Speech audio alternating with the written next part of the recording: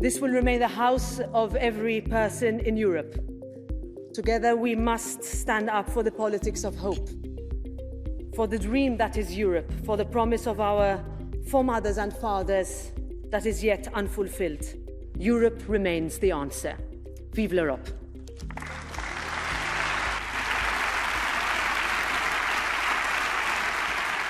These were the words of Roberta Metsola, a member of the EPP family, re-elected European Parliament president by a huge majority. This after tough European elections that still saw the EPP Group coming out on top as the largest political force. Welcome to this EPP Group podcast, wrapping up the first Parliament plenary session after the elections, and the last one before summer break. We'll look at highlights of the week, including the new leadership and a strong message against Russia's war on Ukraine. And we'll hear from EPP Group vice presidents as they lay out their plans for the new 5-year term. A crucial one for Europe's security, defense, economy, jobs, health, environment, and how to finance it all. Before we get to that, the biggest suspense was electing the next European Commission president. Could Ursula von der Leyen clinch another term? Ms. von der Leyen sought to win over any wavering MEPs in her final appeal before the vote. History is knocking at our doors. The need for Europe will be stronger than ever. Our determination has to match. Generation after generation have made Europe, have chosen a strong Europe. And now that responsibility is up on us.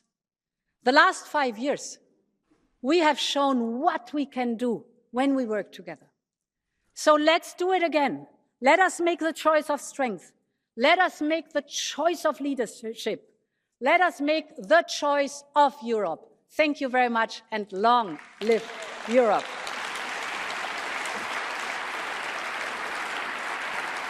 She also harshly criticized Hungarian Prime Minister Viktor Orbán's recent visit to Moscow, holding the rotating European Council presidency while Russia wages war against Ukraine.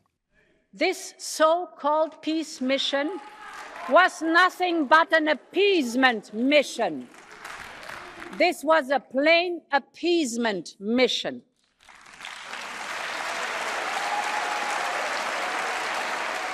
EPP Group Chairman Manfred Weber lent his support to von der Leyen, noting the group's priorities, such as competitiveness. We listened to the voters, to the workers in the steel and car manufacturing sectors, the craftsmen, the farmers. And that's why we are happy that Ursula von der Leyen is proposing fair competitiveness and also prosperity as the first chapter of her guidelines. Weber also outlined other EPP Group priorities, such as plans to strengthen the new Asylum and Migration Pact. We opened the door for around 3 million Ukrainian refugees. So Europe showed that we stick to the Geneva Convention and to the right of asylum. But still, there are too many people illegally crossing our borders, and we have to stop this. We should be deciding about who is entering and not the smugglers. And Ursula von der Leyen is presenting exactly their solutions for us. Her program, dear colleagues, is the right program for the next years. In the end, Parliament gave the green light for Ursula von der Leyen's second mandate. It also elected its new leadership, including 14 vice presidents, 3 from the EPP Group. They are Sabine Verheyen, Eva Kopacz, and Esteban González Pons, plus the heads of committees, subcommittees, and delegations. Parliament also approved a resolution in support of Ukraine. Andrzej Halicki spoke for the EPP Group. It's very important that the signal is very strong to Moscow too, that after this attack and after this controversial Orban's visit, we are much more united even than in the last term. So from the very beginning, the sanction will be given on Russia and adopted and accepted by the whole majority in the parliament. Military and the economic support for Ukraine will be continued. Ukraine and Europe's defense are among the top priorities of the EPP Group. Halicki is the group's vice president in charge of foreign and security policy. We have to have self-defense and stronger military production. I think we have to have common market on military production too. We have to have coordination of the secret services, and we have also common strategy how to protect our borders. On the economy and environment, EPP Group Vice President Dolores Montserrat says it's about making the green transition while staying competitive and job creative. Everybody knows in Europe that Spain has a lot of sun, and in some regions we have a lot of wind.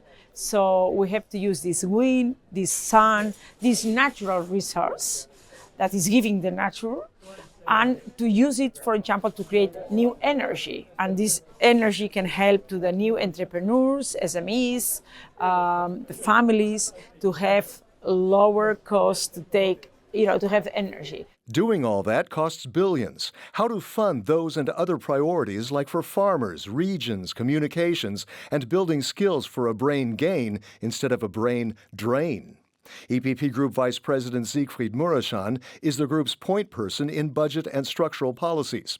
Let's start with the farmers. How to help them? We should not put additional burden on their shoulders. No more bureaucracy. Farmers need to farm. And secondly, enough financial support, especially in times of crisis. Thirdly, work with them in the transition to the green economy, not against them. They want the transition, but we should not ask more from them, particularly not burden them with additional costs in this transition. Also on the EPP Group priority list, regional development. It's called cohesion funding, a major part of the EU budget. It is meant to help the least developed regions in Europe catch up with the rest of Europe, build highways, modernize railways, make them digital, more innovative. This is what we've been doing successfully for decades. What should we do in the future? Focus more on research, development, innovation, future-oriented areas, help these regions reduce their energy dependency, improve energy efficiency. A strong Europe that protects also needs strong borders and rule of law. EPP Group Vice President Thomas Tobé is the lead on legal and home affairs. Now that we've got an EU pact on migration, what next? With the Migration Pact, we now take back control of migration. And of course now we need to make sure that it is efficient. But what will come now, that we have to increase returns because we have a lot of irregular migrants coming to Europe and they need to return because we need to decide who actually enters Europe. And I think also that we need even more cooperation with countries outside of Europe.